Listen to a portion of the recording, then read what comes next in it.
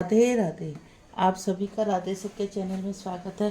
श्री हरि और माता रानी से प्रार्थना करते हैं कि आप सब लोग सुरक्षित होंगे, सुखी होंगे, ठीक प्रकार से होंगे। जैसा कि कार्तिक का महीना चल रहा है, कार्तिक के महीने में इस टाइम कार्तिक महात्म चल रहा है और आज आप सभी को बड़ी दीपावली की बहुत बहुत राधे सबके चैनल की तरफ से बहुत बहुत शुभकामनाएं। माँ लक्ष्मी आपके घर में कृपा बनाए रखे और आपके घर में, सबके घरों में माँ लक्ष्मी का वास हो, माँ सरस्वती का वास हो। बोलो राधे राधे। श्रीमन नारायण नारायण नारायण, लक्ष्मी नारायण नारायण नारायण। बोलो कार्तिक महात्म की जय। 16वां अध्याय। इतनी कथा सुनने के पश्चात नारद जी ने कहा, हे राजा पृथु, अब मैं आपकी भगवान मंदिर में दीप दान करने और झाड़ू लगाने का महात्म सुनाता हूँ। एक समय मुझे ब्रह्मा जी ने बताया कि अत्यंत गोपनीय कथा है।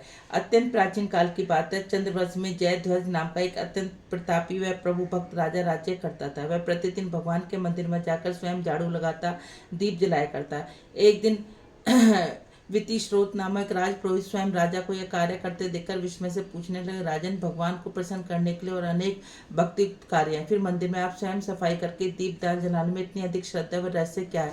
राजा ने हाथ जोड़कर अत्य विनय भाव से कहा, महाराज, इस संबंध में मेरे पूर्व जन्म का एक अत्यंत विस्मय इतिहास है, जो मैं भगवान के पास से मुझे इस जन्म में भी याद है। यदि आपका आदेश हो तो घटना सुनाता हूँ। पूर्व जन्म की बात सुनते ही राजा जयध्वज ने कहा, सतयुग में सुयोचित मध्यंत में वेद वेदांतों का जानने वाले ब्राह्मण था, जो अत्यंत विद्वान होते हुए भी दुष्कर्मों में लिप्त रहता।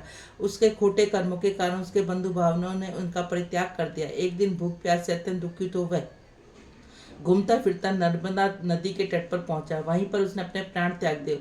उसकी स्त्री भी ब्रह्मचारिणी थी, अतः अपने बांधवों ने उसे घर से निकाल दिया। उसी के गर्भ से अत्यंत पापी ने उत्पन्न हुआ।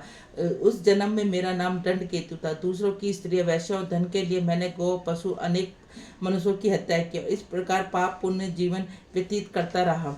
एक रात्रि को किसी दूसरे की स्त्री के भोग करने की इच्छा से मैं सूने दिवालय में गया। वहां जाकर मैंने वस्त्र के स्थान से साफ किया और दीपक जलाया। उस सूने मंदिर में दीपक जलता देखकर ग्राम रक्षक वहां गए। मुझे चोर या डाकू समझकर उन्होंने लाठियों से मुझे इतने प्रहार किए कि मेरी मृत्यु हो गई। प्राण निकलते ही भगवान के दूत वहां पहुंचे।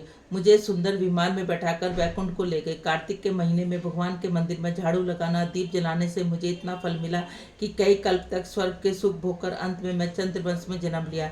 यदि श्रद्धा और भक्ति पूर्वक यही क्रिया पूरे कार्तिक महीने में की जाए तो उसके पुण्य का कहना ही क्या। इसका वर्णन ब्रह्मा जी भी नहीं कर सकते। एक अन्य कथा सुनाते हुए नारद जी ने कहा, राजा पृथु, अब दूसरों के दीपक जलाने का महत्व सुनो। मनुवंश के प्रतापी राजा रैवम ने पुत्र भद्र बुद्धि के पुत्र का नाम सुदर्शन था। नाम के अनुरूप ही सुदर्शन अत्यंत सुंदर पराक्रमी था। भद्र बुद्धि की राजधानी नर्मदा की नदी के तट पर महेंद्र पर्वत पर था। एक बार शिकार खेलने के लिए सुदर्शन अपने साथियों के साथ वन में गया। घूमते फिरते उसने नदी के उस पार एक सुंदर कन्या को देखा। साथियों को वहीं छोड़कर घोड़े पर सवार होकर तत्काल नदी के उस पार पहुंचा। वहां पर रूपवती कन्या को देखकर सुदर्शन पर मोहित हो गया। कन्या भी अत्यंत सुंदर बलशाली पुरुष को देखकर लज्जा को प्राप्त हुई। सुदर्शन ने शीलता पूर्वक उस कन्या से उसका परिचय पूछा। तब उस कन्या ने बताया कि वह गौण राजा की पुत्री, उसका नाम मदरलता है। वह सखियों के साथ क्रीड़ा करने के लिए वहां पर आई है। इसके बाद स्वेच्छा से उन दोनों ने कर्तव्य रीति से वहीं पर विवाह किया। कुछ समय तक नर्मदा नदी के तट पर विहार करते हैं, फिर अपने घर में आकर दोनों आनंद पूर्वक रहने लगे। कुछ समय बाद राजा भद्र बुद्धि अपनी पुत्र सुदर्शन को राज्य सौंपकर वन में चला गया। राजा बनने के बाद सुदर्शन बड़ी कुशलतापूर्वक राज्यकाल चलाने लगे। रानी मदरलता सदा अपने पति को विष्णु भगवान की पूजा आराधना करने का उपदेश करती रही। इस प्रकार वे दोनों भगवान में अनंत भक्त बन गए। राजा सुदर्शन ने रानी को प्रेरणा से भगवान का एक स्वर्ण मंदिर बनवाया।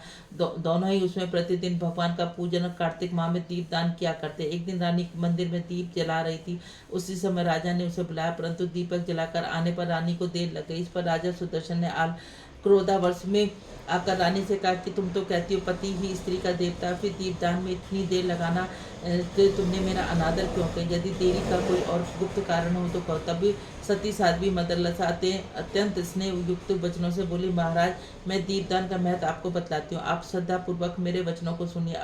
अपने पिछले जन्म की कहानी सुनाते रानी ने कहा, पिछले जन्म में मैं एक चुईया थी, गोदावरी के तट पर मंदिर में रहा करती। एक दिन भगवान के मंदिर में रात्रि को जलता हुआ दीपक बत्ती छोटी होने के कारण बुझ लगी। मैंने घी खाने के के लोभ में बत्ती को मुंह में पकड़कर उठाया।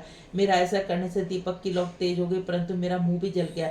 इससे मैं मृत्यु को प्राप्त हुई, क्योंकि रात में भगवान का दीपक प्रज्वलित करते हुए मेरी मृत्यु, इस कारण मैंने ऐसा सुंदर रूप पाया, आपकी रानी बनी। यदि कोई श्रद्धापूर्वक भगवान के मंदिर में दीप दान करता है तो उसे फल का कहना ही क्या। अपनी रानी के मुख पर यह वचन सुनकर सुदर्शन ने आजीवन कार्तिक माह का व्रत कर भगवान के मंदिर में दीपदान किया और अंत में वैकुंठ को प्राप्त हुआ। बोलो कार्तिक महात्म की जय। श्रीमन नारायण नारायण नारायण, लक्ष्मी नारायण नारायण नारायण, तुलसी नारायण नारायण नारायण, श्रीमन नारायण नारायण नारायण। हे नाथ नारायण वासुदेवा, हे नाथ नारायण वासुदेवा। बोलो राधे राधे।